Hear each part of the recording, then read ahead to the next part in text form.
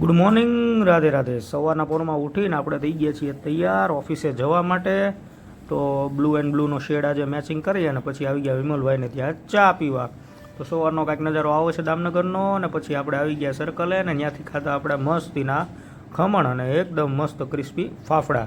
તો ખાય અને પછી ઓફિસે ગયા, કામ કર્યું. ત્યાં બપોરે જમવાનો ટાઈમ થઈ ગયો. તો કેવલને બધા મિત્રો હતા, એક દાદાને ત્યાં જનોય. તો આપણે જમવા આવી ગયા, જમીન પછી નીકળી ગયા.